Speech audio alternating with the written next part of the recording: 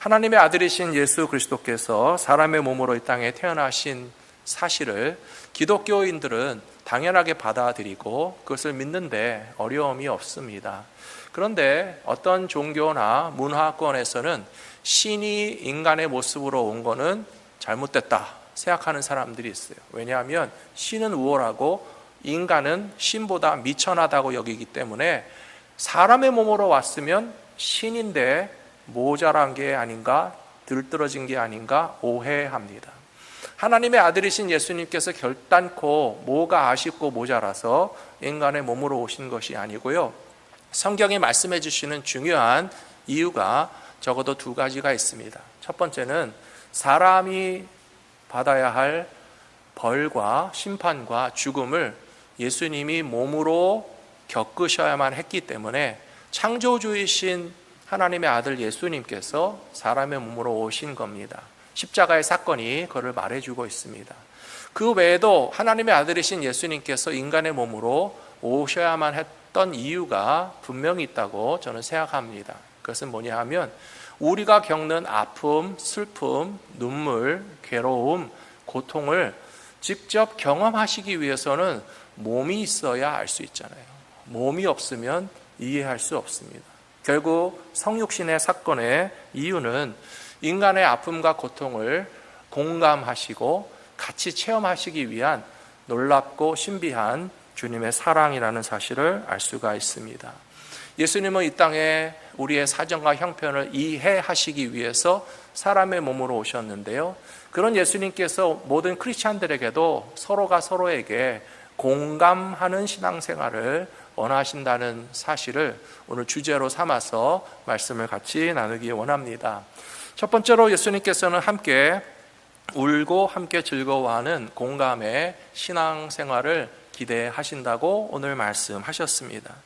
마태복음 11장 16절에 보시면 이 세대를 무엇으로 비유할까? 비유하건대 아이들이 장터에 앉아 제 동물을 불러 이르되 우리가 너희를 향하여 피리를 불어도 너희가 춤추지 않고 우리가 슬피 울어도 너희가 가슴을 치지 아니하였다 함과 같도다 라고 말씀하셨어요. 예수님도 답답하셨던 것 같아요.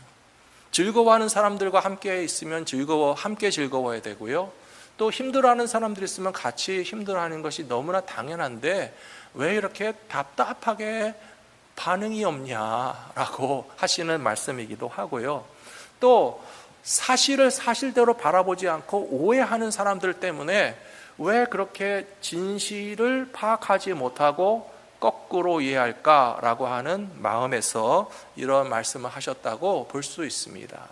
오늘 읽어드리는 본문 말씀에 보시면요, 세례 요한은 이 세상에 와서 금식도 많이 하고 경건하고 절제하는 삶을 살면서 광야에서 동떨어져서 굉장히 경건하고 절제하는 삶을 살았습니다. 그렇다면 존경해야 되잖아요. 우리 주변에 누가 금식하고 기도한다면 여러분 뭐라고 하시겠어요? 아, 정말 훌륭한 믿음의 사람이구나. 새벽마다 기도하고 밤새서 기도하고 열심히 정말 자기를 쳐서 복종시키는 경건한 신앙생활 하는 사람이 있다면 우리는 칭찬하고 존경해야 되는데, 세례 요한을 공격하고 비판하는 사람들은 저거 귀신 들려서 저러지 라고 하는 그런 삐딱한 시선으로 바라봤어요. 근데 예수님과 예수님의 제자들을 향해서는 또 뭐라고 생각했는가 하면 예수님 보고 파티보이라고 그랬어요.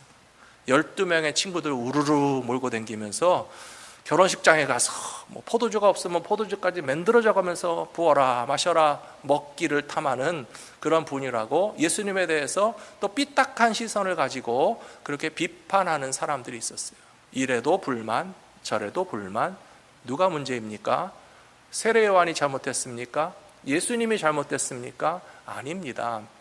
피리를 불어도 춤추지 않고 가슴을 쳐도 함께 애곡하지 않으면서 오로지 나만 옳고 너는 틀렸다라고 비판하고 정죄하는 사람들이 얼마나 잘못된 것인가 라고 하는 것을 알려주시는 말씀이라고 볼 수 있습니다.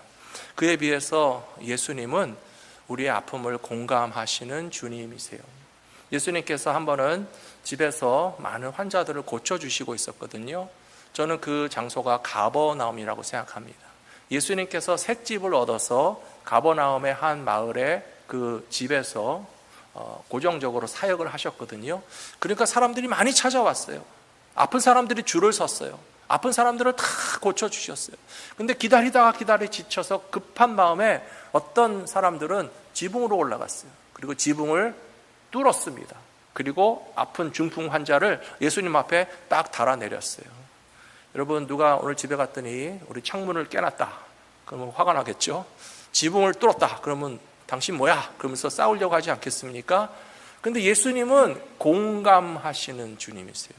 왜 그랬는지 이해를 하신다는 거예요. 그래서 오죽 급하고 답답하고 친구가 아파서 전신마비로 누워있는 것이 안타까우니까 다른 사람보다 더 빨리 지금이라도 당장 예수님 앞에 달아내려서 이 사람이 내 친구가 고침받았으면 좋겠다 라고 하는 마음을 가진 그 친구들의 마음을 이해하시고 공감하시고 고쳐주셨어요. 사랑하는 성도 여러분, 우리는 사실 공감을 갈망하는 시대에 살아가고 있습니다. 공감을 얻지 못하는 시대에 살아가고 있습니다. 집에 가서도 식구들이 내 마음 몰라주면 여러분 기분이 어떠세요? 섭섭하죠. 슬프죠. 집에 들어왔는지 나갔는지 밥을 먹는지 잠을 자는지 반갑게 꼬리치는 것은 강아지밖에 없으니까 집에 가면 날 반기는 사람은 강아지밖에 없구나. 세상에 많은 사람들이 내 마음을 이해해 주지 못해서 공감을 얻지 못하기 때문에 참 아쉽고 섭섭할 때가 많이 있는데요. 문제는 우리도 그만큼 메말라서 옆에 있는 사람들에게 민감하지가 못하다는 거예요. 공감을 잘 안 해준다는 거예요. 교회 딱 오시면 얼굴 살펴보시면 아시잖아요. 아, 이거 기쁜 일이 있으시구나. 아, 뭔가 좀 힘든 일이 있으시구나. 우리 성도님들의 삶 가운데 셀그룹 안에서 정말 힘든 일이 있고 기도 제목이 있고 또 함께 기뻐할 만한 일이 있다면 그 일에 대해서 예수님처럼 함께 기뻐하고 함께 춤추시고 함께 기도해 주실 수 있는 우리 성도님들이 되시기를 부탁합니다. 잠언 11장 10절에 보시면 이런 말씀이 나와 있어요. 의인이 형통하면 성읍이 즐거워하고 악인이 패망하면 기뻐 외치느니라. 이것은 잠언 말씀으로서 지극히 상식적이고 정상적인 것에 대해서 하시는 말씀이에요. 어떤 도시와 마을에 의롭게 사는 사람이 형통한다면 같이 기뻐해야 됩니까? 시기 질투해야 됩니까? 같이 기뻐해야 정상이겠죠? 어느 도시와 마을에 악한 사람이 있었는데 저 사람 언제 좀 하나님의 벌을 주시나 지켜봤더니 어느 날 악인이 패망했어요. 그러면 하나님 참 잘하셨습니다. 우리는 어떻게 할 수 없는데 하나님이 알아서 악인은 좀 정신 차리게 해주셨으니까 감사합니다라고 반응하는 게 정상 아닙니까? 예수님께서 우리에게 원하시는 공감의 신앙이란 지극히 당연한 것을 의미하는 것인데요. 고린도전서 12장 26절에서는 교회가 이렇게 해야 된다라고 가르쳐 주시고 있습니다. 만일 성도들 가운데 어떤 지체가 고통을 받는다면 교회 안에 속한 모든 성도들이 함께 아파하는 것이 당연하고, 교회 안에 속한 성도들 가운데 어떤 한 사람이 기쁜 일이 있고 영광스러운 일을 경험한다면 그 교회에 속한 모든 사람들이 함께 즐거워하는 것이 당연한 일이다라고 하신 말씀을 기억하시면서 우리 갈보리 믿음교회에 계시는 성도님들은 예수님처럼 서로의 마음을 이해하고 공감하고 기쁨에 동참하시고 아프고 힘든 일이 있거든 함께 위로해 주시고 기도해 주시는 믿음의 공동체가 되시기를 축복합니다. 예수님이 원하시는 신앙생활 하시게 되기를 부탁합니다. 두 번째로 우리는 예수님이 누구신지 알고 믿게 될 때에 기쁨이 충만하게 된다는 사실을 성경에서 알려주시고 있습니다. 오늘 말씀 25절에 보시면 그때에 예수께서 대답하여 이르시되 천지의 주제이신 아버지여 이것을 지혜롭고 슬기 있는 자들에게는 숨기시고 어린 아이들에게는 나타내심을 감사하나이다 라고 이야기하고 계십니다. 도대체 이것을 뭘 가지고 하시는 말씀인가 제가 좀 궁금했습니다. 왜 예수님께서 이 어떤 복음의 진리와 하나님 나라의 중요한 사실에 대해서 똑똑하다 잘났다라고 생각하는 사람은 그렇게 알려줘도 못 알아듣는데 오히려 어린 아이들은 그것을 딱딱 알아들고 이해하게 하신 것을 하나님께 감사합니다라고 여기 예수님 말씀하신 거예요. 그 내용을 앞뒤의 말씀을 살펴보니까요, 이런 말씀하셨어요. 고라신 동네 사람들, 벳세다 동네 사람들, 그리고 가버나움 동네 사람들. 이 동네는 갈릴리 호수 주변의 이스라엘의 영토에 속합니다. 이스라엘 백성들을 위해서 예수님께서 병든 자들을 많이 고쳐주셨어요. 눈먼 자도 보게 하셨어요. 아까 말씀드렸죠. 중풍병자 친구를 데리고 왔을 때 지붕을 뜯어낸 집이 어느 동네에 있었다고요? 가버나움에 있었다고요.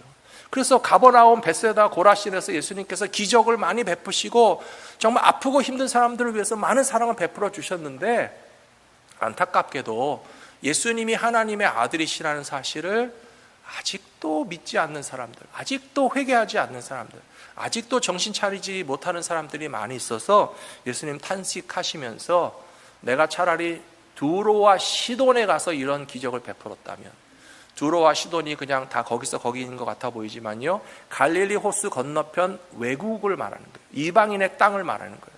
내가 차라리 외국인에게 가서 이방인들에게 기적을 베풀었다면 그들이 더 반가워하고 기뻐하고 예수님을 잘 믿었을 텐데, 우리 유대 사람들 왜 그러냐, 참 답답하다라고 하는 마음으로써 공감할 줄 모르는 사람들에 대하여 예수님이 예수님인 줄 알아보게 되기를 원하신다는 것입니다. 사랑하는 성도 여러분, 여러분들은 예수님을 아십니까? 예수님을 믿으십니까? 예수님은 어떤 분이세요? 날 사랑하시는 분, 날 위로하시는 분, 날 위해서 십자가에 죽으시고 부활하신 주님이 예수님이시지 않습니까? 여러분, 예수님을 더 깊이 알고 경험하기를 원하십니까? 요한복음 4장 10절에 보시면 예수님께서 대답하여 이르시되 네가 만일 하나님의 선물과 또 내게 물 좀 달라 하는 이가 누구인 줄 알았더라면 내가 그에게 구하였을 것이요 그가 생수를 내게 주었으리라. 사랑하는 성도 여러분, 예수님이 우리에게 진정한 소망이 되시고 생명수가 되심을 갈망하는 분들에게는 기쁨의 체험이 일어나게 될 줄로 믿습니다. 예수님은 몸을 가지셨던 분이니까 예수님도 배고프셨어요. 예수님은 몸을 가지셨던 분이기 때문에 예수님도 피곤하셨어요.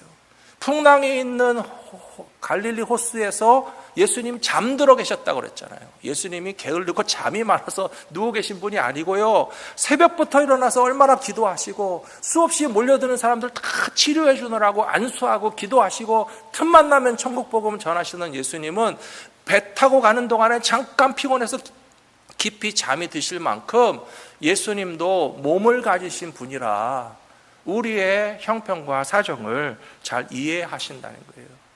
여러분, 예수님의 손을 한번 만져볼 기회가 있다면 여러분, 예수님의 손은 어떤 손이라고 생각하십니까? 부잣집 도련님 같이 포동포동하고 보들보들한 손이라고 절대 기대할 수 없어요. 예수님의 손은 분명히 거친 손이에요. 투박하고 군살이 배기고 목수로 30년을 사셨기 때문에요, 얼마나 목재료며 돌재료며 망치질이며 정말 못이며 톱이며 상처도 많고 군살도 많고 그렇게 두텁고 거칠은 손이었겠지만, 예수님이 그런 일들을 다 겪으시면서 여러분의 아픔 모르시겠습니까? 여러분의 슬픔 이해하지 못하시겠습니까? 예수님도 아버지가 일찍 돌아가셨어요. 사랑하는 가족이 먼저 떠난 분들의 슬픔을 우리 주님이 아신다는 사실을 기억하시기 바랍니다. 홀어머니와 함께 어린 동생들 줄줄이 달려 있어가지고 하나님의 아들이 이 세상에 오신 것은 식구들만 먹여 살리고 보살피러 오신 것은 아님에도 불구하고 일단 동생들이 다 커야 될 거 아니에요. 홀로 계신 어머니가 어떻게 동생들 다 감당하겠어요? 그러니까 30살 되실 때까지 하나님의 아들이신 분인데도 불구하고 내 가족, 내 어머니, 내 동생들 위해서 손이 다 마르고 닳도록 목수일하고 집 짓고 거친 일 하면서 함께 고생하셨던 예수님께서 우리의 산저가 형편을 아시기 때문에 얼마든지 위로하시고 얼마든지 우리를 회복시키시고 얼마든지 우리가 하나님과 더불어 평화를 누릴 수 있도록 가장 좋은 중보자가 되심을 기억하면서 예수님을 의지하며 신앙생활 하시는 저와 여러분들이 되시기를 부탁합니다. 로마서 5장에 이렇게 되어 있습니다. 그러므로 우리가 믿음으로 말미암아 의롭다 하심을 받았으니 우리 주 예수 그리스도로 말미암아 하나님과 화평을 누리자. 또한 그로 말미암아 우리가 믿음으로 서 있는 이 은혜에 들어감을 얻었으며 하나님의 영광을 바라고 즐거워하느니라. 예수님께서 우리를 위하여 찾아오신 것은 하나님과 화평하는, 하나님과 더불어 즐거워할 수 있는 믿음의 길로 인도하심을 바라보시는 우리 성도님들 되시기를 축복합니다. 세 번째로, 우리는 예수님과 함께 울고 웃고 춤출 수 있을 때에 진정한 마음의 안식을 경험할 수 있다라고 하는 사실을 오늘 말씀해 주셨습니다. 오늘 본문이 좀 길었죠. 이 본문을 길게 다 읽어드린 이유는 28절 이하의 말씀이 굉장히 중요하기 때문에 그렇습니다. 우리 같이 한번 읽어보겠습니다.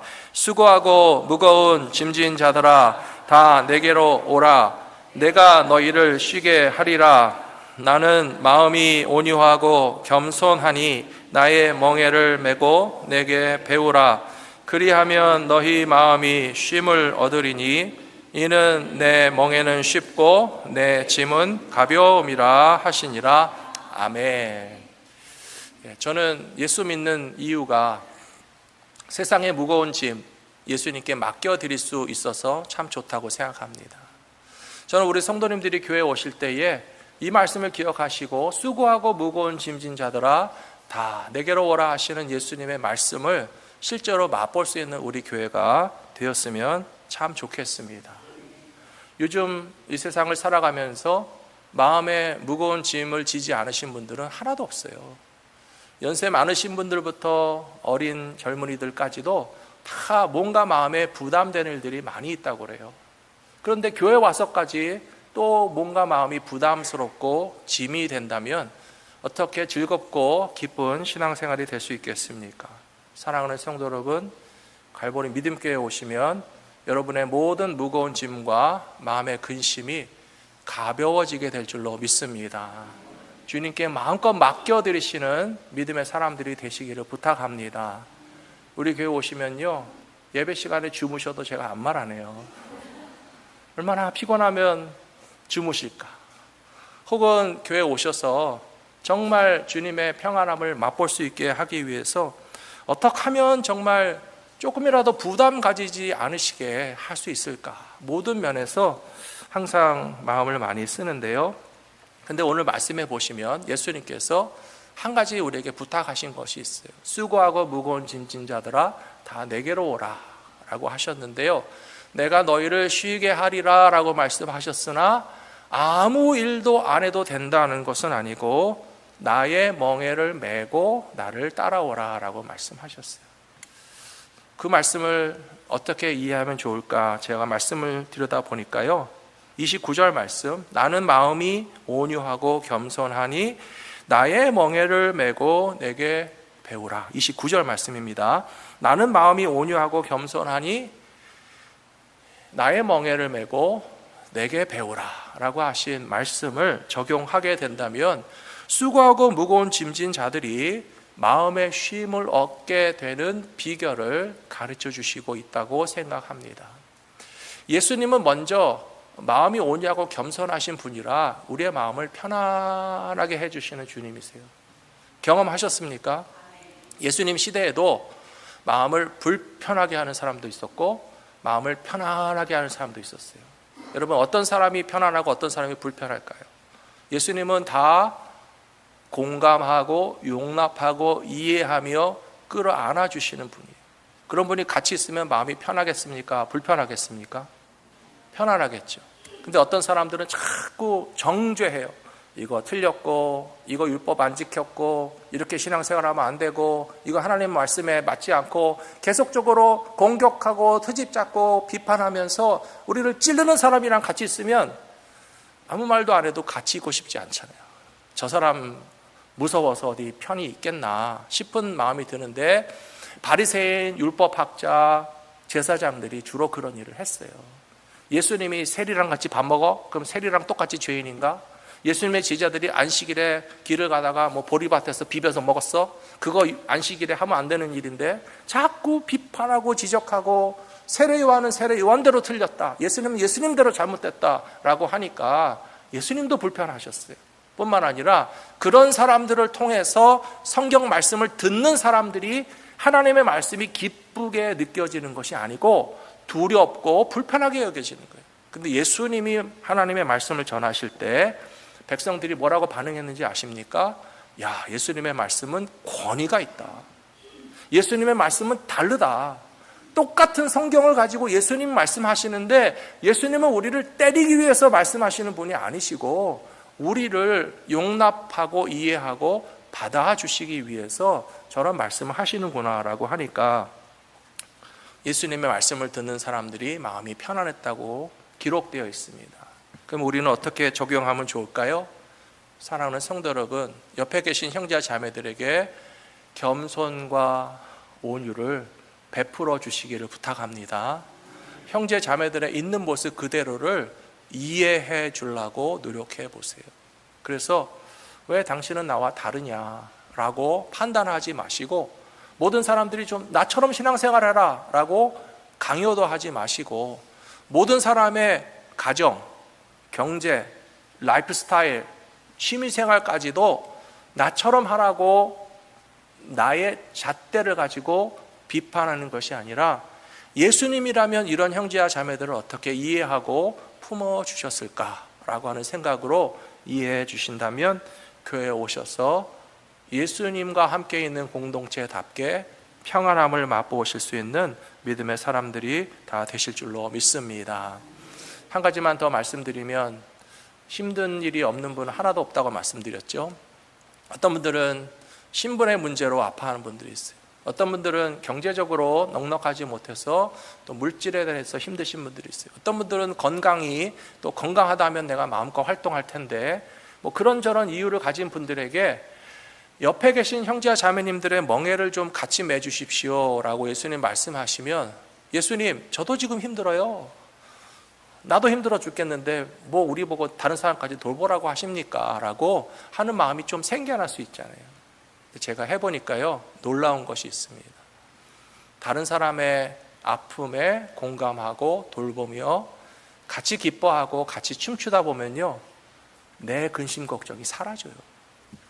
내가 뭐 때문에 걱정을 했지? 잊어버리는 거예요. 그래서 내가 아프고 내가 어렵고 내가 문제가 있고 내가 해결되지 못한 것들 때문에 좀 마음이 무거운 마음을 가지고 교회 와서 성도들과 함께 만나서 성도들을 위해서 기도해주고 성도들과 함께 봉사하고 성도들과 함께 하나님의 말씀을 나누는 일을 하면서 어렵고 힘든 사람들을 위해서 나도 뭔가 할 수 있다 라고 하는 일에 열심을 내고 정신을 팔리다 보니까요 나의 근심과 걱정이 사라졌을 뿐만 아니라 하나님이 벌써 해결해 주신다는 사실을 경험하게 되었습니다. 사랑하는 성도 여러분, 힘들지 않은 분 하나도 없다는 거 안 되니까요. 그런데요, 내 문제 때문에 나는 아무것도 못해 라고 생각하실 필요 전혀 없어요. 오히려 나의 문제는 예수님 말씀하신 대로 수고하고 무거운 짐진 자들아 다 내게로 오라. 너의 문제는 내가 책임져 줄게. 그러나 겸손과 온유로 나의 멍에를 메고 너도 내가 사랑하는 내 백성들을 좀 돌봐주지 않겠냐? 그 정도만 해도 괜찮다. 그거는 쉽고 가볍다고 예수님 말씀하셨잖아요. 내 짐은 가벼움이라. 우리가 짊어지고 왔던 나의 개인의 문제와 아픔은 사실은 큰 것이고 내가 감당하기 어려운 문제이며 내 힘으로 해결되지 않는 문제입니다. 그런 것은 예수님께 맡기십시오. 그리고 우리는 예수님께서 우리에게 맡겨주신 형제와 자매님들, 사실 남의 문제는요 내 문제보다 쉽게 느껴집니까? 어렵게 느껴집니까? 쉽게 느껴지죠. 남의 일이라서 그래요. 남의 일이라서. 본인은 굉장히 심각해요. 얼마나 어렵고 힘들고 큰 문제인데요 다른 사람들은요 객관적인 입장에서 바라볼 수 있어요. 삼자의 입장에서 바라볼 수 있어요. 혹은 내가 직접 느끼는 것보다는 좀 덜 심각하게 느껴질 수 있어요. 저는 그것도 참 다행이라고 생각합니다. 왜냐하면 우리가 그 사람의 아픔과 고통만큼 똑같이 힘들게 느껴진다면 정말 우리도 함께 짓눌려서 어떻게 감당이 안 될 거예요. 그런데 사실 내 일이 아니라서 내가 직접 당하는 것보다는 조금 덜 힘들게 느껴지는데요 그래서 옆에 있는 사람들을 일으켜 줄 수 있는 거예요. 당신은 너무 힘들겠지만 내가 봤을 때는 이겨낼 수 있어. 내가 봤을 때는 견딜만한 것 같아. 당신은 힘들겠지만 내가 좀 도와줄 테니까 우리 같이 손붙잡고 예수님께로 갑시다 라고 인도하신다면 주님이 어느 사이에 우리의 근심과 걱정은 다 사라지게 하시고 주님이 우리의 큰 문제들은 다 해결해 주시고 우리는 서로 공감하면서 하나님의 나라를 맛보는 신앙생활이 될 수 있도록 삶 가운데 실천하시는 저와 여러분 모두가 되시기를 축복합니다.